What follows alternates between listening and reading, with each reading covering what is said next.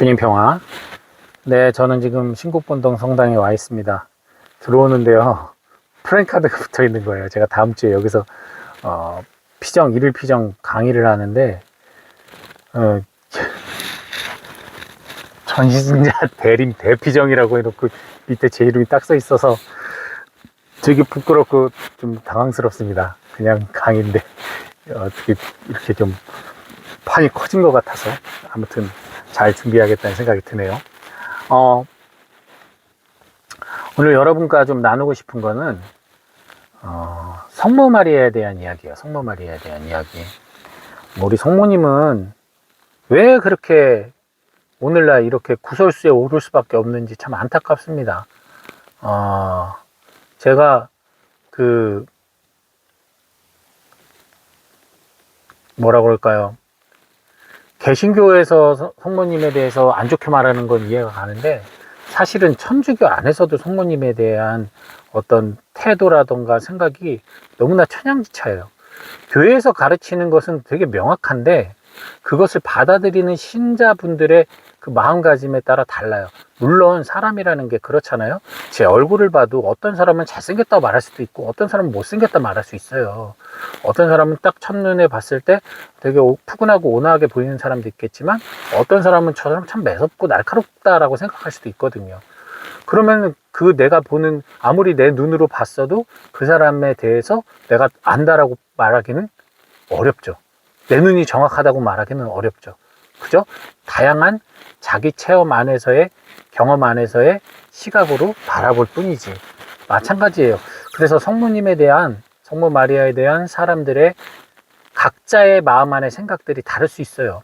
그래서 어떤 분은 성모상을 기도의 도구로, 우리가 지금 성모님이든 성인들이든 볼 수는 없으니까 일종의 사진처럼, 기념처럼 바라보면서 이미지로 떠올리면서 기도하는 것으로 받아들이는 분도 있고, 반면에 그 성모상을 진짜 살아있는 성모님, 뭐 요셉상을 살아있는 요셉처럼 생각하면서 거의 신주단지 모시듯 하시는 분들도 계시고, 어쨌든 그것은 흔히 말하는 진짜 귀한 우리 부모님이 주신 나의 유품이라던가 아니면 부모님이 주신 나의 유운이라던가 사진이라던가 우리 소중히 간직하듯, 성상은 어찌 보면은 우리가 볼 수 없고 만날 수 없는, 경험할 수 없는 그분들을 기억하기 위한 도구로 활용이 되는 거지 결코 그 이상의 것이 아니에요. 맨 처음에 성상이 나온 목적이 그거였어요. 그런데 지금 보세요. 이것으로 인해서 가톨릭 교회 안에서도 뭐 피눈물 흘리는 성모상, 무슨 향기가, 장미향이 나는 성모상, 계시를 내리는 성모상, 성모상만 있겠어요? 다른 성상에서도 그런 일들, 기적이 일어난다고 많이 보고가 되죠. 저는 기적이 중요하다고 생각 안 해요. 기적을 보고 믿는 신앙은 너무나 나약한 신앙이에요. 오죽 우린 지금 현대의 우리 신앙인들이 신앙심이 그렇게 나약하면 왜 끊임없이 이런 기적이 일어날까? 아니, 과거부터 끊임없이 일어났죠. 근데 저는 이거는 어쩔 수 없는 우리의 현실이라고 봅니다. 왜요? 초대교회 때부터 예수님이 세상을 떠나시고 불과 몇십 년 사이에 사도들이 돌아가시고 난 이후부터는 초대교회가 마구마구 흔들립니다. 왜? 바로 재림하실 줄 알았거든요. 가시면 바로 오실 줄 알았던 거예요. 몇 년 안에, 적어도 10년, 늦어도 10년 안에. 그런데 안 오시네. 30년이 지나고 40년이 지나고 50년이 지나도. 그러니 그때부터의 그리스도인들은 예수님을 만난 적도 없고 본 적도 없는 분들, 예수님을 봤던 목격 증인들 마저도 돌아가셨을 초대교회 1세기 2세기 신자들은 어떻겠어요? 믿을 수 있는 방법이 없는 거예요. 그냥 기억으로 믿을 수 있는 이제 없는 거예요. 그러니 무언가 계속 예수님의 말씀을 떠올리고 그분의 행적을 기억하기 위해선 글로 쓸 수밖에 없고 어떤 그림으로 남길 수밖에 없었겠죠. 이콘이나. 바로 그런 과정 안에서 나온 것도 성상이에요. 그렇기 때문에 성상 숭배는 우상 숭배예요. 다시 말씀드리지만 그게 개신교에게 배격받는 이유입니다. 다만 우리가 성모님을 사랑해야 되는 건 너무나 당연한 거예요. 성모님께 특별한 공경을 드리는 건 너무나 당연한 거예요. 이제부터 그 이유를 말씀드릴게요. 자, 구약에 보면 하느님이 뽑아 세운 사람, 하느님이 딱 뽑아가지고 선지자로 뽑아 세운 사람은 빼박을 할 수가 없었어요. 엘리야 보세요. 제발 나를 죽여달라고까지 예언했어요. 너무 힘들어서. 아모스 보세요. 분노에 찼어요. 난 농부인데 내가 왜 이렇게 뽑혀가지고 내가 이러고 살아야 되나. 그죠? 이사에 고난받는 종. 그러니까 예언자들은 박해를 엄청 받았어요. 그런데 하나님 뜻이라서 진짜 한 거예요. 다른 이유 없어요. 본인은 면하고 싶어도 하나님 뜻이 너무나 강하기 때문에 안 꺾으시니까. 그 중에 최고의 피해자? 누구? 요나. 요나는 도망까지 쳤어요. 안 하려고. 근데도 끝내는 붙들려서 니네베 가서 선포를 하잖아요. 하느님이 뜻을 세우면 반드시 이루세요. 자, 하느님이 뜻을 세워서 선택한 사람 엄청 중요하겠죠. 당연히. 그죠? 절대로 뭐 안 놓치잖아요. 끝까지 붙들고 당신이 원하는 뜻을 행하시잖아요. 그럼 당연히 하느님이 주권자시니까 하느님이 할 수밖에 없어요. 이걸 우리가 왜 하느님이 그래요? 라고 할 수 없어요. 우리 하느님의 피조물이니까. 다만, 자, 이제 신약으로 넘어올까요? 예수님께서 광야에서 유혹받으실 때 사탄이 돌을 빵으로 만들려고 유혹해요. 근데 예수님 하실 수 있어요. 하실 수 있죠. 다 하실 수 있어요. 5,000명도 먹이는데 4,000명도 먹이는데 나중에 죽은 사람도 살리는데 안 하세요. 왜? 그것은 아버지 뜻이 아니기 때문에. 아버지 뜻은 그딴 거가 아니에요. 그러니까 안 하신 거예요.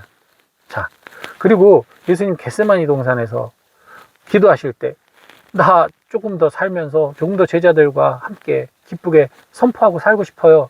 사람들과 사랑을 나누며 살고 싶어요. 이 잔을 좀 저에게서 걷어주십시오라고 사정을 했어도 결국 하느님 뜻은 네가 십자가에 못 박혀 죽는 거였단 말이에요. 그래요, 뜻대로 하십시오 라고 순종하시죠. 자, 여기까지 말씀드렸어요. 하느님 뜻은 결코 하느님 뜻이 아니라 하느님이 뜻해서 하느님이 결정하여 실행하는 것은 결코 변함이 없어요. 그런 하느님이 마리아라는 여인을 선택하신 거예요. 마리아를 통해서 예수란 당신이 이 세상에 강생 육하하실 것을 결정하셨어요. 그리고 실행하셨어요.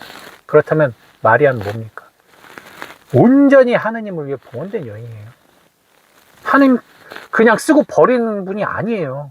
그 누구도 하느님이 쓰고 버린 적이 없어요. 지가 떠났지. 지가 배신하고 지가 떠났지 하느님은 쓰고 버리신 적이 한 번도 없어요. 하느님이 선택한 그 사람은 끝까지 하느님의 사람이에요.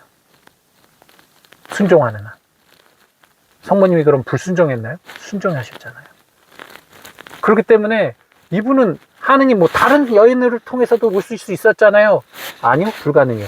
하느님은 굳이 나자렛의 마리아라는 여인을 만을 택하셔서 예수님을 낳은 거예요. 그건 하느님의 뜻이기 때문에 우리가 왈가왈부할 수가 없는 겁니다. 그래서 성모님이 예수님을 낳으신 거예요. 첫째, 성모님만이 예수님을 낳을 수밖에 없다는 이유가 거기 있는 겁니다. 하느님의 뜻이기 때문에.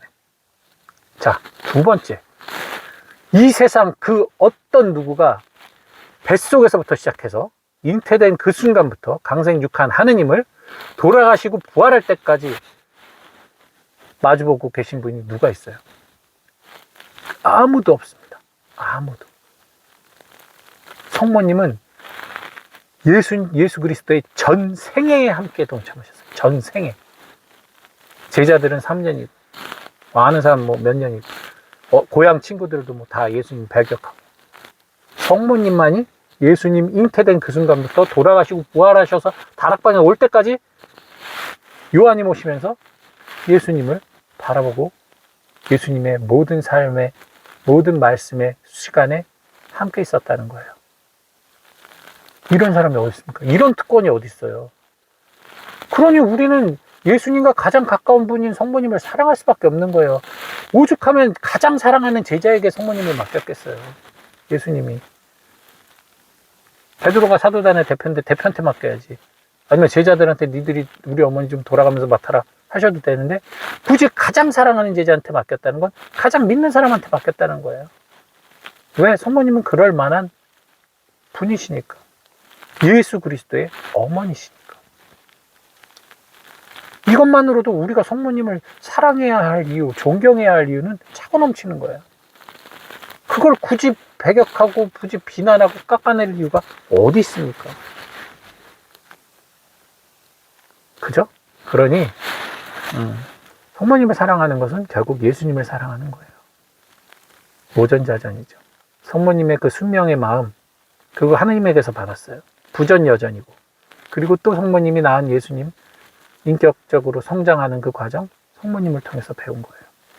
여러분이 착각하는 것 중에 하나는 예수님이 태어나면서부터, 아기 때부터 예수님은 이미 완전 무결하고 그렇게 생각할 수 있어요. 아니요. 그러지 않아요.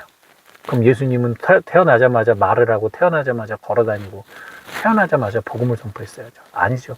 예수님도 인간의 발달 단계에 맞춰서 성장을 하셨고, 끊임없이 가정 안에서 깨달으시고 변하셨어요. 그래서 놀라셨다는 표현도 나오고, 헤로데를 피해 다니시는 모습도 나옵니다. 두려움도 겪어보셨고, 슬픔도 겪어보셨고, 기쁨도 겪어보셨고, 하셨어요.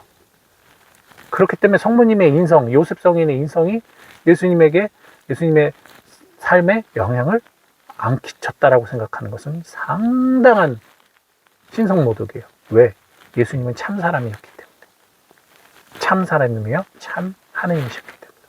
그러니 여러분들이 그 점을 잘 깨달으셔서 성모님에 대한 사랑을 깊게 하시고 존경을 하시되, 우상숭배에 빠지지 않도록 조심하십시오. 미신에 빠지지 않도록 조심하세요. 여신화시키는 걸 조심하십시오.